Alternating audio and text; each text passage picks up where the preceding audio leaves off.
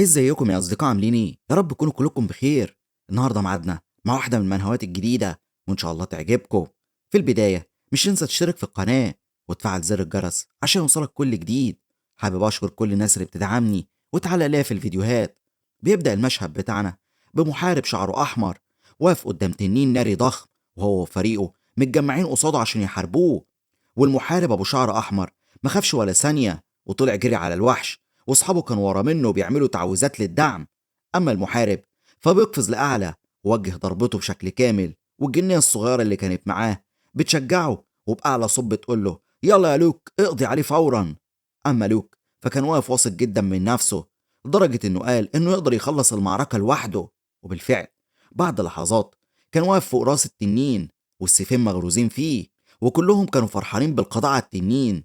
وفريقه قعد يرتاح جنب جثه الوحش وهم مولعين نار وبيتكلموا عن المهمة الجاية وحاجة كده عن التنين الجديد. وهنا البنت الشقراء بتقول إنها واثقة إن لوك هيقدر يعمل أي حاجة، لكن لوك صحح كلامها بابتسامة وقال لها تقصدي إن إحنا هنكون كلنا بخير مش أنا بس. وساعتها بتحصل الخيانة اللي ما كانش حد يتوقعها، وبدون أي سابق إنذار لوك بيطعم من وراه بطعنة قاتلة، وقع على الأرض ودمه كان بيغرق الأرض كلها. وأصحابه كانوا واقفين حوالين منه كلهم بوشوش باردة.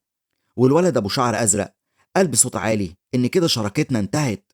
ولوك وقع على الارض مش مصدق اللي بيحصل له، وبيسالهم انتوا ليه عملتوا كده، ومد ايديه الملطخه بالدم وهو بيلف على اصحابه عشان يدور على اي تفسير منهم.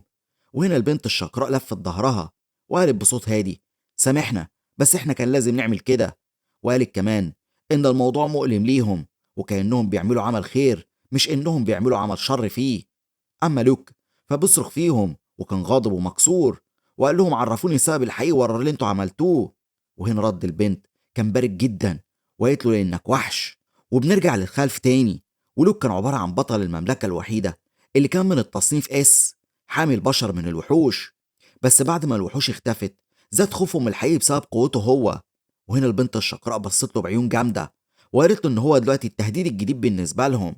اما القديس بتاع القريه فشرح ان واحد بقوه تقتل التنين لوحده ده عباره عن خطر كبير على المملكه كلها. ولوك حاول يقنعهم ان عمره ما هيخونهم، لكن الشقراء قالت لهم انها مش واثقه فيه وانه هيبقى وافي على طول كده بشكل دائم طول العمر. وهنا الولد صاحب الشعر الازرق قدم لها السيف المقدس، والسيف يتوجه ناحيه لوك، وفي ثواني اتعملت عليه تعويذه ربط. سلاسل مضيئه مسكته وكتفته في مكانه. وهنا القديس قال لهم ان اللي بيعملوه ده عباره عن رحمه اخيره بيه. وهنا جنيه الالف ضحكت عليه، والولد ابو شعر ازرق اتصدم من اللي بيحصل وبدا يعيط ورفع عصايته فوق راس لوك المربوط. وهنا لوك بيبص له ويقول له بصوت مكسور حتى انت. والولد دموعه كانت على خده وما قدرش انه ينطق، الكل غمض عينيه مش قادر يشوف النهايه. اما البنت الشقراء فقالت لهم انا اللي هتكفل بالموضوع ده، ورفعت السيف المقدس على رقبته وسالته عندك اي طلبات ليك. وعينيه بدات تلمع باصرار غريب، وساعتها السيف بينزل والدم بيلطخ المكان كله. اما جسم لوك فبيقع على الارض من غير روح. وهنا الفصل المأساوي من حياة لوك خلص بشكل رسمي، وبنعرف بعدها ان في العالم ده اقوى المغامرين بياخدوا بركات خارقة، والخونة سمموهم واحد ورا التاني، وكانوا هم عبارة عن الكير الساحر صاحب بركة ملكة الشياطين، وليزا القديسة صاحب بركة الحاكمة. لكن لوك أو لوسايد زي ما سموه كان عنده أعظم بركة على الإطلاق، وهي بركة العنقاء أو زي ما بيقولوا بركة الخلود. والقصة بتنتقل بينا لقرية هادية بعيدة اسمها أزيمة. الناس بتجري بخوف، وفي ضبابير شيطانية ضخمة بتهجم على القرية، وراجل غامض لابس قناع ومعاه بنت شعرها لونه بينك واقفين قدام الوحوش يحموا الناس. والناس عرفوهم وكانوا عبارة عن ليم الحكيمة بتاعت القرية ولوجو الشخص الغريب اللي ظهر عندهم من فترة. وهنا الوحوش اتوصفوا انهم عبارة عن دبابير قاتلة شيطانية. ولوجو قال لليم انها تقف وراه، وهي فعلا وافقت وعينيه نورت باللون الأحمر، وقال بكل ثقة نبدأ إبادة الحشرات. وبضربة نار قوية قدر إنه يمسح عش الضبابير من على وجه الأرض، والناس سقفوا وفرحوا. وليم كانت واقفة مذهولة من قوته، وفي بالها كان في فكرة واحدة بس، إن الراجل ده مش شخص طبيعي. وبترجع بعد كده لورشتها وضربت إيديها على الطاولة بتقول إن في حاجة غلط. كانت قلقانة جدا، وبتشرح للعجوز اللي معاها إن لوجو ده قوي بطريقة غريبة، وبدأت تعدد إنجازاته اللي ما تركبش على عقله ولا حتى سنه، زي قتل الذئاب لوحده وسحق العملاق ابو عينين واحده، ومسح عصابه لصوص كامله لوحده. والعجوز بعدها بيشاور لها ويقول لها ان القريه عايشه في سلام بسببه. لكن ليم كانت مصره وقالت لا، القوه دي مش قوه طبيعيه. وريم كانت لسه فاكره ان المغامر لوك اللي كان صاحب الرتبه مات من 3 شهور. وبدأت الفكرة تلمع في دماغها، وبتقول لنفسها يمكن لوجو هو اللي قضى على لوك ولابس الخوذة عشان يخبي شكله من صيادين المكافآت. وهنا الراجل العجوز بصلها وقال بهدوء ولو ده حقيقي انت هتعملي ايه فعلا؟ وليم مسكت راسها وقالت مش عارفة، الموضوع كده يبقى مخوف جدا. والعجوز بيضحك بهدوء وقال فلسفته المشهورة يا بنتي احنا بنستقبل الكل في بلدنا، وطول ما هو هنا احنا عايشين في امان، ما حصلناش منه حاجة وحشة.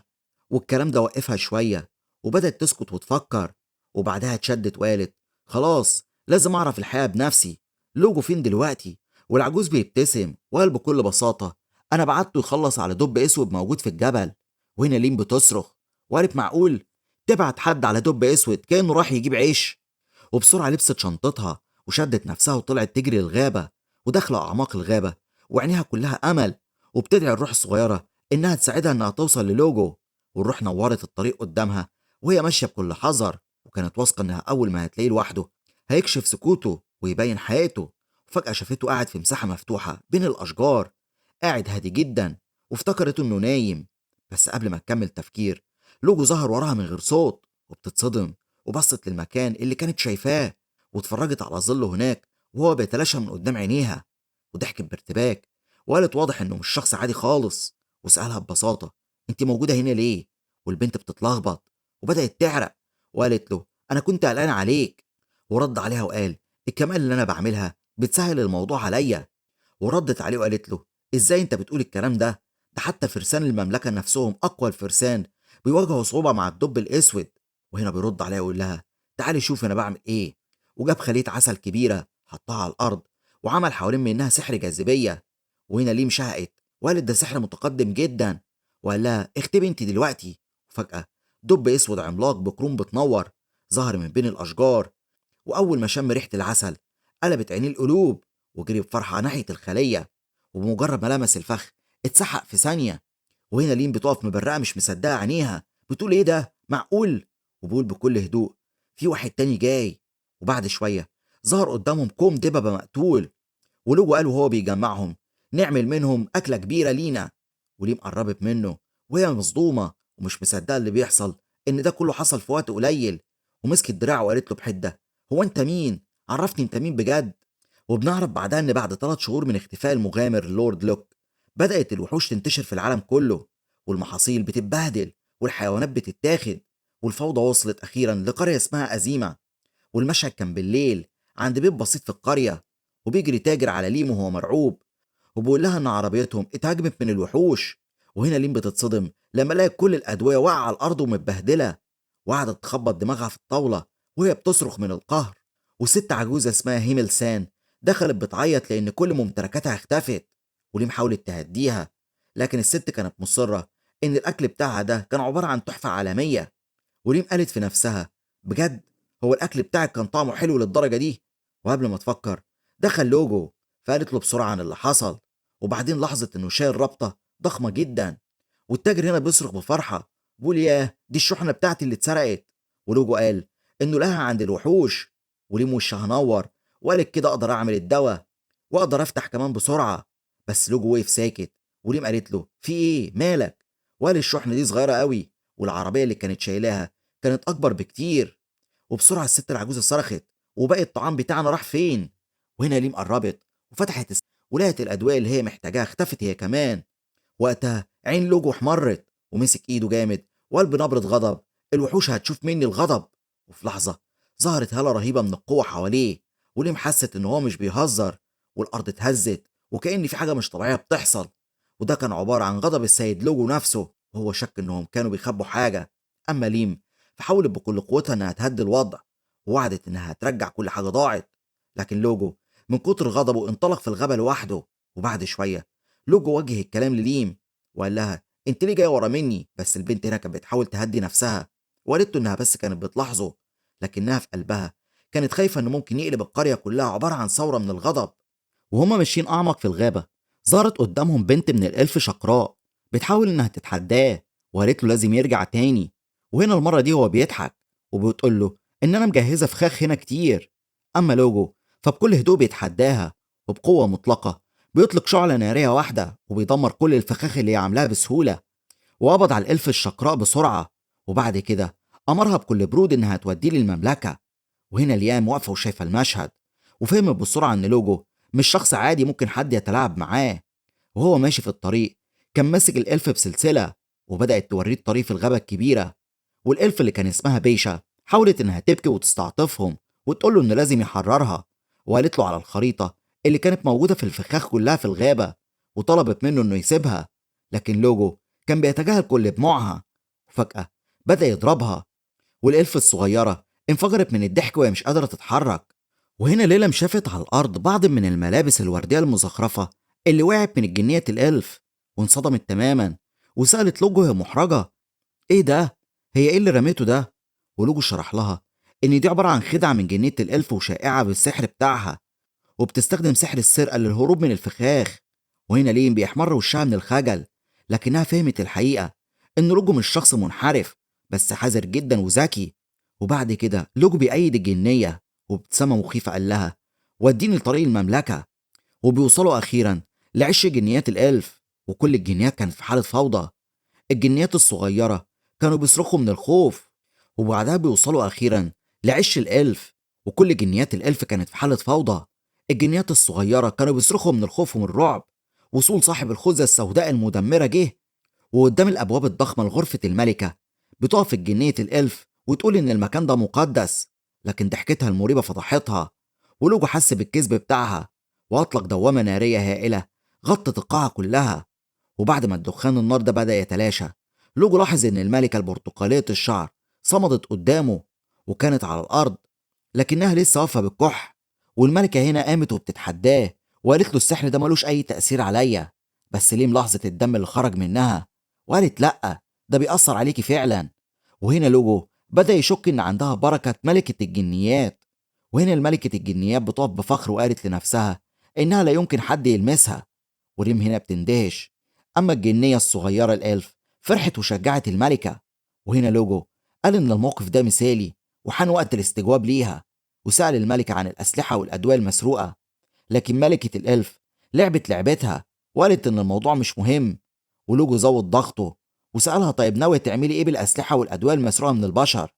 وهنا الملكة بتبتسم ابتسامة شريرة وردت وقالت: حرب طبعا، لأن بمجرد موت البطل لوك كده دلوقتي أقدر أسحق البشر. وبتشاور الليم وقالت: أنا هبقى ملكة الشياطين الجديدة. وفي اللحظة دي المفتاح اللي على عقدها بدأ يلمع، وطاقة قوية جدا خرجت من صدر ليم. ولوجو مسكها وهي فاقدة الوعي. والملكة سألته مستغربة: أنت بتحاول سرقة روحها بس فشلت في السحر بتاعك. وهنا لوجو كشف الخوذة بتاعته، كشف شعره الأحمر وقال: أنا مش أي حد عادي. وهنا الملكة وقفت مذهولة من الصدمة والرعب، والمساعدة بتاعتها محتارة مش فاهمة إيه اللي بيحصل. والملكة افتكرت تحذير المملكة السابقة عن بعض البشر اللي ما ينفعش حد يتحداهم. وفجأة ليم شافت لمحة من الذاكرة القديمة، وهي عبارة عن صورة لمغامر من رب اس، وده كان العدو الحقيقي لأي وحش في العالم. والإلف الشقراء افتكرت هي كمان، ووشها اتقلب من الرعب. والراجل اللي واقف قدامهم ده المفروض انه مات من شهور، وهو لوك ذات نفسه. اما لوك بكل هدوء قال: انا جاي اخد روح ليم وكل الشحنة اللي اتسرقت. وفي نفس الوقت المشهد بيتغير بعدها بلحظات لمكان تاني، وست بشعر بني نايمة على السرير، وراجل بشعر اسود مكسوف وشه محمر كأنها في ذكرى في الماضي. وبيرجع المشهد للمملكة تيميا. أول ما لوك هاجمها صرخت من الألم وحست بقوة ساحقة نازلة عليها، وكانت مرمية على الأرض ومش قادرة تتحرك. بس برغم كده رفعت راسها وقالت بعناد: حتى لو موتني عمري ما هخضع، أنا واجبي هنا ملكة. وكانت متأكدة إنها اتبهدلت بجد، وقالت لنفسها: أنا حظي سيء جدا، هو أنا كان لازم أقابل الوحش ده؟ ولما تأثير السحر بدأ يخف بصت له باستغراب وسألته: أنت ليه ما خلصتش عليا؟ ولوك قال لها بهدوء غريب: افتكرت حاجة مهمة لازم أعملها الأول وأسألك عنها. والملكة قعدت على الأرض ساكتة ومصدومة، وبيسألها: أنت ليه ما عشتيش زي باقي الإلف؟ تاخدي شوية حلويات من وقت للتاني وتستخبي في العش بتاعك؟ ليه الحروب وليه السرقة؟ وبدأ يشرح لها إن بعد اختفائه الوحوش الكبيرة زادت، والشعوب الضعيفة زي الإلف اضطروا إنهم يهربوا من بيوتهم. والبشر بقوا يقفلوا بوابات في وشهم. والكلام ده وقع زي الصدمة على تيميا، وشها كان مليان عرق وخوف. وبصوت منخفض وهي قاعدة على العرش بدأت تقول خطتهم، خطة يائسة إنهم يسيطروا على مملكة البشر. وشرحت له الاستراتيجية بتاعتها، وإن حتى لو فشلوا البشر هينشغلوا في معارك أكبر، ومحدش هيفضل يطارد الوحوش الضعيفة زيهم. أما لوك فيسمع الكلام كله وهز راسه وقال: خطتك كانت ذكية جدا، بس اتوقفت بسهولة، وده كله بسببي أنا المحارب لوك. وتيميا انحنت بكل قوتها وبقت جبهتها على الأرض تماما، وقالت بصوت هادي: خد حياتي بس هسيب أصحابي وهم ما يحصلهمش شيء. ولوك بعدها بيبص للملكة وطلب منها إنها تيجي معاه قرية إيما، وهي رفعت راسها بصدمة رهيبة. هو بجد بيطلب منها إنها تنضم لهم؟ وركع قدامها وقال إنه عنده استعداد يحميهم كلهم. وهنا الملكة تيميا اتلخبطت واتوترت، والصدمة الأكبر كانت لما قال لها إن في العاصمة في بشر قوتهم زيه ويمكن أكتر كمان. والكلام ده خلى قلبها يشعر بالرعب، وسألته لو بيكذب، لكنه أكد لها إنه صادق. وهي كمان فهمت وقتها إنها خسرت، واعترفت بهزيمتها بشكل كامل، ووعدت إنها مش هتهاجم البشر تاني. وبكل خجل واضح كان باين على وشها، ومدت إيديها وسألته: أنت ناوي تحمينا بجد؟ وهنا لوك بيبتسم ابتسامة هادية ومسك إيديها وقال لها: أيوة أنا هحميكم. وبيرجعوا تاني للقرية، وليم راحت للعجوز واديته الدواء، وقالت له إنه يشكر السيد لوجو. وهو ضحك وقال إنه بيشكره كل يوم، وكانت مبسوطة إن لوجو رجع كل الشاحنة اللي اتسرقت وكل الأعشاب اللي هم كانوا أصلا محتاجينها. وسأل كبير القرية عن رأيه في قرية أزيمة، وقال لها إنها بقت أفضل بكتير. وبعد كده سألت هملان اللي كان فرحان وهو كمان، خصوصا إن الملكة تيما كانت واقفة تاكل كيكة وهي بتقول: دي أحلى حاجة أنا أكلتها في حياتي. والإلف الجديد بدأوا إنهم يساعدوا أهل القرية، وواحدة منهم بتشيل صندوق تقيل مع ابنها هميل، واتنين من الإلف التانيين بيعملوا مساج للعجوز اللي قالوا إنه مش مصدق اللي بيحصل. أما ليم فكانت بتبص من الشباك ومش قادرة تستوعب إن الإلف اللي كانوا أعداء بقوا دلوقتي عايشين معاهم بالشكل السهل ده، وكل ده بسبب تخطيط لوجو. وكبير القرية قال إن الشراكة دي هتخلي القرية تكبر أكتر. بس ليم كان عندها فكرة تانية وتردد بسيط، وفاكرة إنهم سرقوا هدومها قبل كده وحاولوا إنهم ياخدوا روحها. فقالت: أنا لسه مش قادر أثق فيهم بنسبة 100%. وفجأة تيما ظهرت عندها وسألتها: هو السيد لوجو بيحب الحلويات؟ ولين بتتلخبط وقالت لها: انا مش متاكده.